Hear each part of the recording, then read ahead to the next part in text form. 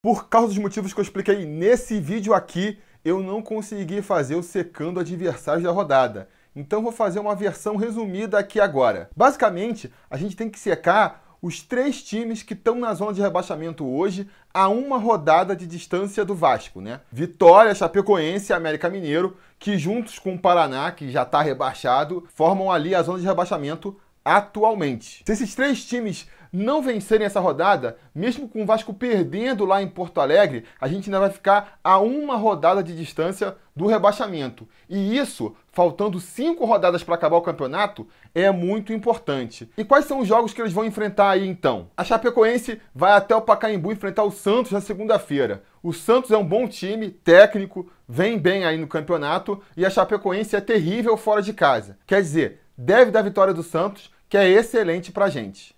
O Vitória recebe no domingo, aí no mesmo horário que o Vasco, o Bahia, clássico Bavi, e clássico é clássico, né? Mas o Bahia vem em melhor momento, já são 9 Bavis em que o Bahia não perde para o Vitória, e o tricolor baiano, para mim, é favorito para mais esse clássico. Por mais que o Vitória, aí desesperado, tenha tentado a sua última cartada, demitido o técnico, isso às vezes funciona, mas demitir técnico a 6 rodadas do fim do campeonato já é medida de time desesperado. Eu acho que pelo menos com empate a gente dá para contar nesse jogo aí. O jogo mais complicado para a gente na rodada vai ser um que já deve ter até acontecido quando você estiver assistindo esse vídeo. O América Mineiro vai receber o Paraná em casa no sábado às 5 horas da tarde. O Paraná não venceu nenhum jogo fora de casa ainda e não vence uma partida pelo Campeonato Brasileiro desde o dia 22 de julho. Agora, se serve de consolo, a última vitória do Paraná foi justamente contra o América Mineiro. É difícil, a gente sabe, é bem difícil, mas se o tricolor paranaense conseguir voltar com um empatezinho que seja de Minas Gerais, já vai ser bom demais. E se o América Mineiro não conseguir vencer nem do Paraná jogando na própria casa, amigo, a gente pode dar como certo também o rebaixamento do América. Fora isso, tem o Sport vindo até o Rio de Janeiro para enfrentar o Fluminense e o Botafogo enfrentando um clássico contra o Flamengo, que ainda sonha com o título do Campeonato Brasileiro. Se você já tiver disposição, não custa nada torcer para o Sport e para o Botafogo perderem esses jogos também. Como vocês podem ver, vai ser uma rodada difícil para todo mundo que está brigando contra a zona do rebaixamento aí, talvez não só para o América, e onde o Vasco, mesmo perdendo, pode conseguir terminar a rodada numa boa colocação. Agora, se o Vasco consegue vencer, aí, amigo, aí a coisa fica bem encaminhada. Mas disso a gente vai falar depois da abertura do Sobre Vasco.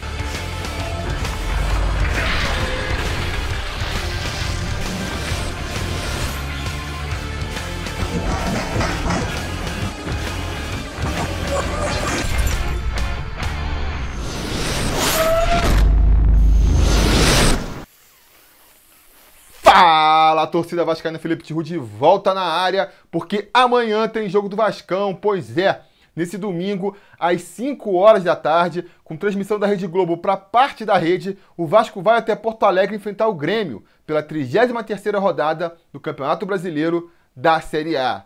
Um jogo onde o Vasco vai como franco atirador, vai ali ver o que consegue arrumar contra o Grêmio, que é o amplo favorito para esse confronto. Vocês vão me desculpar, mas não tem como não dizer que são grandes as chances do Vasco voltar sem nenhum ponto na mala de Porto Alegre.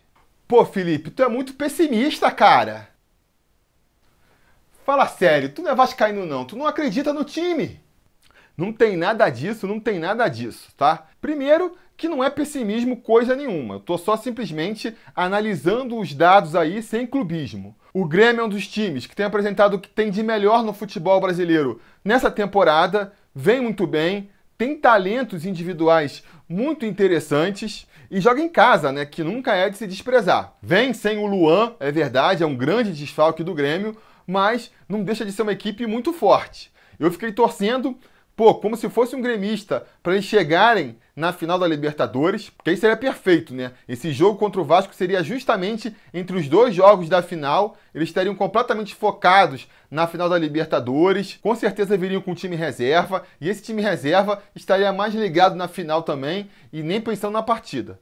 Mas não foi o que aconteceu, eles foram eliminados pelo River Plate, ficar torcendo também para eles estarem de ressaca, né? Abatidos ainda pela eliminação, não parece ser confiável, já que eles, depois da eliminação, já venceram o Atlético Mineiro lá em Minas Gerais, um resultado super importante. Então eles têm tudo para vir para cima da gente. E o retrospecto do Vasco, por outro lado, também não é nem um pouco animador, né? A gente não vem jogando bem, a gente quando vence, não convence, quando convence, não vence, ainda não conseguiu ganhar fora do Rio de Janeiro, né, contra o Fluminense. Pela primeira vez no campeonato, a gente conseguiu vencer fora de São Januário, mas foi um jogo no Maracanã, onde a torcida do Vasco estava no mesmo tamanho que a do Fluminense, então foi um jogo em campo neutro, bem diferente do que a gente vai encontrar amanhã lá no estádio do Grêmio. Então, amigos, diante dessa circunstância, não é ser pessimista, é ser realista, imaginar que o Vasco muito provavelmente vai perder essa partida.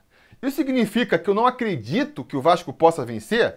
Com certeza não. Eu vou assistir o jogo amanhã torcendo para o Vasco surpreender todo mundo e voltar com os 3 pontos lá de Porto Alegre. Isso é completamente possível. Uma das belezas do futebol, que faz o futebol ser o esporte mais popular do planeta, é justamente a frequência com que a gente vê times mais fracos, times inferiores, vencendo times mais fortes, times com mais potencial, porque o futebol permite isso, está toda hora acontecendo. Pode acontecer amanhã de novo. Só é bem complicado de acontecer, né? Que nem eu mostrei agora, os fatos indicam que o Vasco perde. Agora, a gente pode se agarrar a outros fatos aí, né? O histórico do Grêmio contra o Vasco não é dos melhores. Circulou a notícia essa semana também de que o Valentim, ele nunca perdeu do Grêmio. Então a gente pode tentar se agarrar a esses tabus aí para acreditar que o Vasco vai fazer uma boa atuação lá em Porto Alegre e vai voltar com pelo menos um pontinho na bagagem. Acho que é completamente possível. Tem também a história de que o Vasco joga melhor contra equipes mais qualificadas, até do que contra equipes mais fracas, né? Quando ele tem que impor o jogo, ele acaba jogando pior. Então é mais uma coisa que a gente pode se agarrar. E eu vou ficar torcendo. Se a gente eventualmente voltar com uma vitória de Porto Alegre, cara, a gente está muito encaminhado para permanecer na primeira divisão. Aí realmente a gente chega a 41 pontos, com mais 5 rodadas aí para disputar, mais 15 pontos em jogo. Então, realmente, uma vitória amanhã seria excelente. Um empate já seria muito bom, né? Um empatezinho lá em Porto Alegre já faz a gente dar mais um passo rumo ali aos 43 pontos, que eu acho que vai ser o suficiente para se livrar do rebaixamento. Então, também é um resultado muito bom. E uma derrota não é o resultado que a gente espera, mas também está dentro dos planos, né? Nos próximos 6 jogos que o Vasco vai ter aí, com certeza, se a gente for apostar em um que o Vasco vai perder, seria esse contra o Grêmio. Eu acho que todo mundo concorda. Só não podemos mesmo, só ficaria muito chateado se o Vasco tomasse uma goleada, aquelas goleadas desmoralizadoras, que baixam a moral do elenco, que baixam o ânimo da torcida. Isso aí seria ruim. Uma derrota ali por um placar simples, uma derrota por um gol de diferença, para mim, ainda vai estar dentro aí do planejado. Vamos passar então para a segunda parte aqui da nossa preleção e analisar qual é a escalação provável do time para esse jogo contra o Grêmio. No gol, devemos ter mais uma vez aí o Martin Silva, última partida dele antes de mais uma vez desfalcar o time para se apresentar à seleção uruguaia. No último preleção sobre Vasco, eu comentei que era melhor o Fernando Miguel assumir a titularidade do time. E aí o Martin Silva fez uma boa partida contra o Fluminense e já veio a galera martelar em cima. É muito engraçado aí essa polarização que o Martin Silva está criando, né? Se eu, por acaso, elogio o Martin Silva, vem um monte de gente falar que ele é frangueiro, que ele não serve mais pro Vasco, que ele tem que ser barrado para ontem. Se eu falo, eventualmente, que ele tem que ser barrado, vem os fãs do Martin Silva, que também são muitos ainda, eu percebi, e vem falar que, olha só a besteira que você está falando, o Martin Silva é ídolo, o Martin Silva tem que ser titular. Vocês nunca me viram aqui execrar o Martin Silva. Eu acho ele um bom goleiro, eu acho que ele já fez muito pelo Vasco, e não acho que é temerário, nem me preocupa ele ser o titular para essa partida, por exemplo.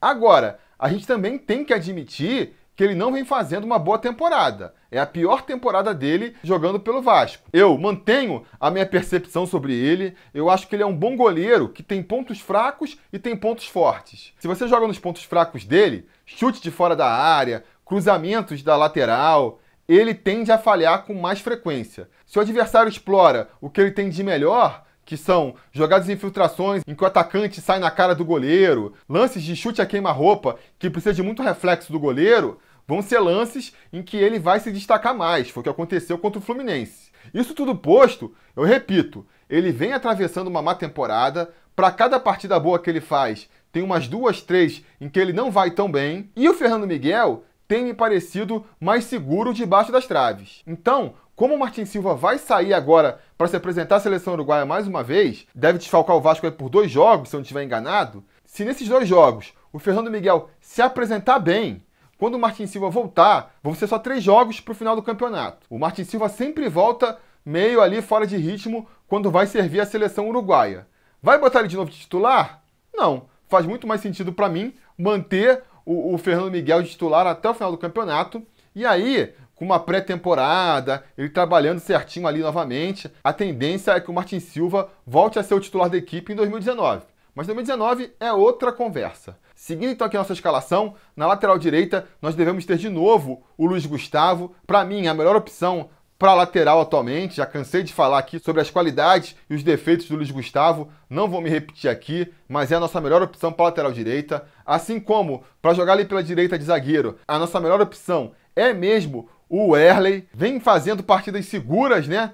Tem se segurado bem ali atrás, de maneira discreta. A grande questão que a gente vai ter para essa partida agora é se, sem o Leandro Castan ali do seu lado, o futebol dele vai crescer e ele vai aparecer mais para a partida, ou vai murchar, né? Sem uma presença mais técnica ali do lado dele, o futebol dele vai diminuir e ele vai acabar jogando pior do que vem jogado. Espero que não seja isso que aconteça, já que ele vai jogar ali do lado do Oswaldo Henriques, já que o Leandro Castan tomou o 3º cartão amarelo contra o Fluminense. Foi um cartão até providencial, né? Já que a gente dificilmente poderia contar com o Leandro Castan jogando pendurado os 6 jogos que faltam, porque zagueiro joga muito no combate, é natural tomar cartão amarelo uma partida ou na outra. Era de se esperar que ele fosse desfalcar o Vasco mais cedo ou mais tarde nessa reta final de campeonato. Então que bom que desfalca nessa partida contra o Grêmio, que nem a gente já comentou aqui, é aquela em que o Vasco tem mais chances de perder. Mesmo com o Leandro Castan em campo,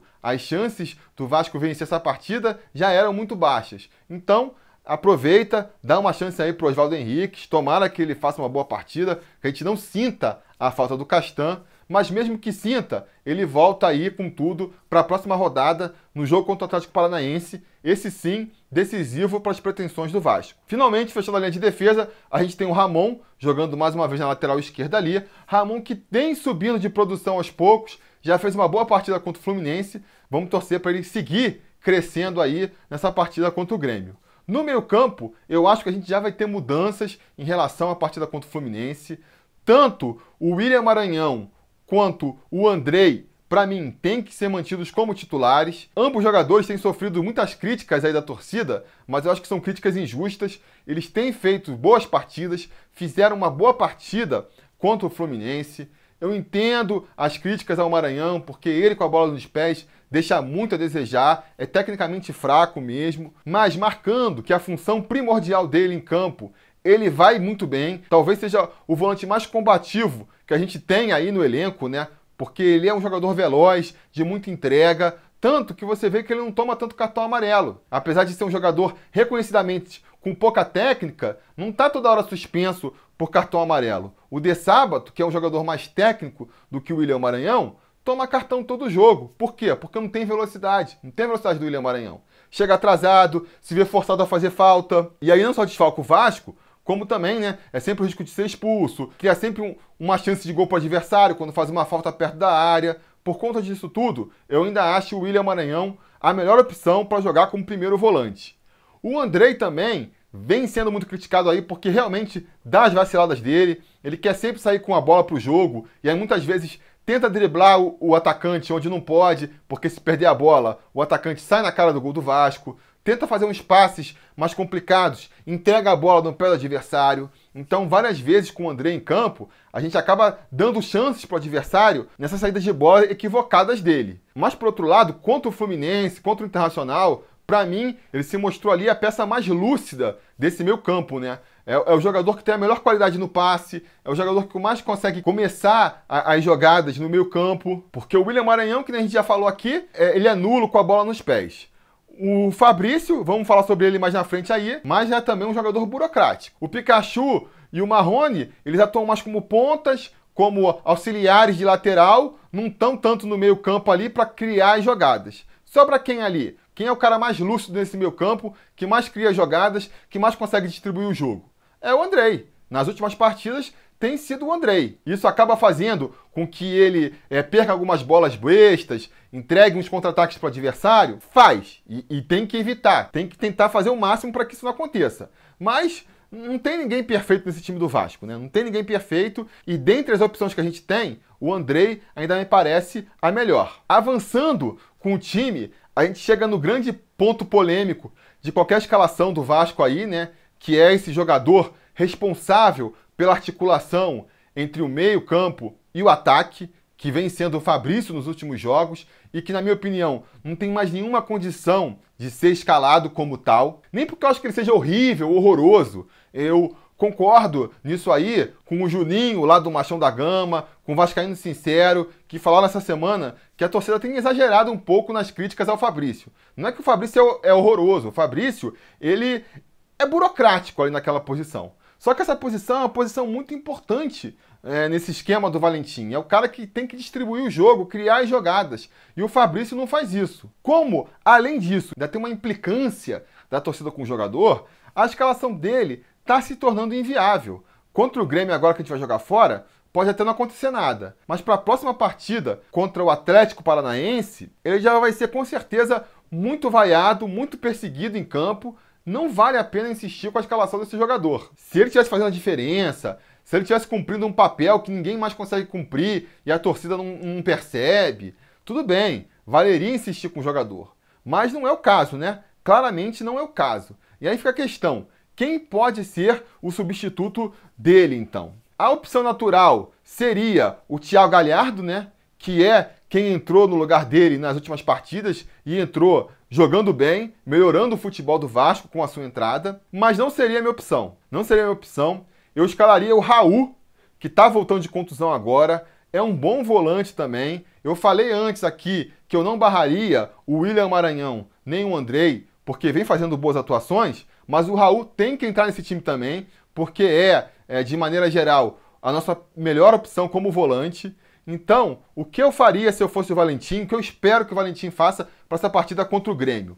Que ele escale o William Maranhão de primeiro volante, que ele escale o Raul como segundo volante e que ele adiante o Andrei para a posição do Fabrício. Com isso, a gente vai conseguir ter um meio-campo bastante combativo, o que vai ser importante para tentar anular ou criar uma dificuldade para o meio-campo criativo e poderoso como é o do Grêmio. Isso sem prejudicar muito as nossas opções ofensivas, porque o Fabrício não estava fazendo uma diferença ofensiva muito grande. Se você põe o Andrei mais adiantado para fazer justamente esses lançamentos que ele já vem fazendo, eu acho que a gente melhora ofensivamente e até ganha, porque os erros que a gente comentou que ele faz aqui, eles são muito mais graves quando ele está com a bola lá atrás da defesa do que se ele estiver um pouco mais adiantado. Se ele estiver mais adiantado e erra um passe, vai ter o William Maranhão e o Raul para tentar corrigir ali ainda, né? Então, melhora também o futebol do Andrei, ele jogando um pouco mais adiantado.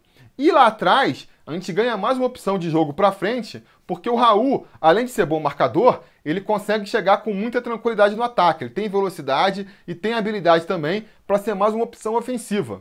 Então, muitas vezes, é o que eu comento aqui, a gente não pode ficar se prendendo a rótulos, né? Ah, vai jogar com 3 volantes, então vai ser necessariamente mais defensivo, não vai atacar tanto. Não, eu acho que uma formação com 3 volantes pode se revelar até mais ofensiva do que uma formação com só 2 volantes, se o atacante lá na frente for o Fabrício ou mesmo se for o Thiago Galhardo. Thiago Galhardo fica com opção para o segundo tempo, se for o caso, se o Vasco já estiver perdendo, ou se o Vasco sentir que dá para ganhar, aí você tira o Andrei, se for o caso, bota o Thiago Galhardo, deixa o time um pouco mais ofensivo e vê o que pode acontecer. Mas eu acho interessante deixar o Thiago Galhardo com opção para o segundo tempo. Na frente, não tem muito o que inventar também. O Pikachu pela direita não vem fazendo grandes partidas, muito também porque ele acaba ficando muito preso na defesa, né? Ele tem uma obrigação tática ali de auxiliar o Luiz Gustavo na marcação e isso atrapalha ofensivamente. Ofensivamente, ele também precisa ter jogador para tabelar, né? Se ele tivesse um lateral direito que apoiasse mais, ajudaria mais ali no 1-2, na tabelinha, para o Pikachu crescer. O Luiz Gustavo não é esse jogador, então o Pikachu acaba sumindo ofensivamente. Mas não tem outro para escalar ali, então eu insistiria com o Pikachu pela direita. Pela esquerda, insistiria com o Marrone também. Vem crescendo de produção a cada partida. Para mim, é um jogador que ainda pode oferecer muito mais do que vem oferecendo, mas é só jogando mesmo que ele vai crescer e ficar cada vez mais seguro e mais maduro para fazer atuações. Seria barrado para mim pelo Rildo, né? Se o Rildo já tiver condições de jogar 90 minutos, aí tudo bem. Deixa o garoto no banco e bota o Rildo ali. Se não for o caso, vamos começar com o Marrone e aí deixa o Rildo também como mais uma opção para o segundo tempo, para trazer mais velocidade, para pegar a defesa do Grêmio de surpresa quando eles já estiverem mais cansados. E finalmente na frente, Maxi Lopes. Muito se discutiu essa semana também se o Maxi Lopes devia ser poupado para esse jogo, porque ele está pendurado e se ele tomar um cartão no jogo contra o Grêmio, desfalcaria o time no jogo contra o Atlético Paranaense, que é um jogo decisivo. Eu acho que não é para fazer isso. Não vale a pena fazer isso. O ideal teria sido, se a gente for querer ser aqui maquiavélico e pensar estrategicamente, que o Maxi Lopes forçasse um cartão amarelo no jogo contra o Fluminense, porque aí desfalcava a gente contra o Grêmio, mas depois voltava zerado, a gente tinha confiança de que ele poderia jogar os 5 jogos restantes. Como não foi o caso, ele vai continuar pendurado se for poupado nesse jogo contra o Grêmio, aí, amigo, então a gente vai ter que lidar com essa possibilidade, porque o Maxi Lopes ele vai ser importante em todos os 5 jogos que faltam aí pela frente. É claro que ele é importante contra o Atlético Paranaense, mas depois quando a gente for jogar contra o Corinthians não vem bem no campeonato, é um jogo que apesar de ser fora, a gente pode tentar beliscar uns pontinhos também e precisa do Maxi Lopes para isso. Depois joga em casa contra o São Paulo, precisa do Maxi Lopes. Contra o Palmeiras, vai precisar do Maxi Lopes. Contra o Ceará, se a gente ainda estiver ali brigando por alguma coisa, vai precisar do Maxi Lopes também. Então, é chegar pro argentino e falar, cara, não faz falta, não marca, não discute com o juiz, não faça nada que o juiz possa resolver te dar um cartão amarelo. É mais fácil fazer isso quando o jogador é um atacante do que quando ele é um defensor, né? Se o jogador tem um compromisso maior com a defesa ali, não tem jeito, né? Você tem horas ali que você tem que fazer a falta mesmo, senão vai ser gol do adversário, e aí você está mais sujeito a tomar cartão amarelo. O centroavante do time, esse cara aí só vai tomar cartão amarelo se ele quiser, me desculpa. Fica lá na frente, só faz ali a sombra, não precisa ir com mais força na marcação, não discute, se afasta quando tiver discussão, quando tiver briga, se poupa para não tomar cartão amarelo. Eu acho que é completamente possível, então eu escalaria o Maxi Lopes para essa partida também. Beleza? Com isso aí, eu acho que a gente tá escalando o que tem de melhor para escalar mesmo. A gente tem a volta do Rildo aí, tem a volta do Raul, são jogadores que podem melhorar o futebol do Vasco. Acho que a derrota é o resultado mais provável, mas confio que o Vasco pode sim surpreender e voltar com pelo menos um pontinho de lá de Porto Alegre. Vitória, eu confesso que eu vou ficar muito surpreso se ela vier, mas pelo menos com empate dá para sonhar. Acho que dá para sonhar. Então, a minha aposta vai ser que o Vasco consegue empatar com o Grêmio 1-1. Acho que é uma projeção otimista, mas é possível. Então, vou apostar aqui que o Vasco volta com esse pontinho de Porto Alegre. Vasco 1, Grêmio 1. Diga nos comentários a opinião de vocês, o que vocês acham que vai acontecer da partida, qual é o resultado mais provável. Diga nos comentários e não se esqueçam de voltar mais tarde, porque se tudo der certo e nada der errado, a gente volta depois do jogo para comentar o resultado. Beleza? Tá combinado? Então tá combinado. A gente vai se falando.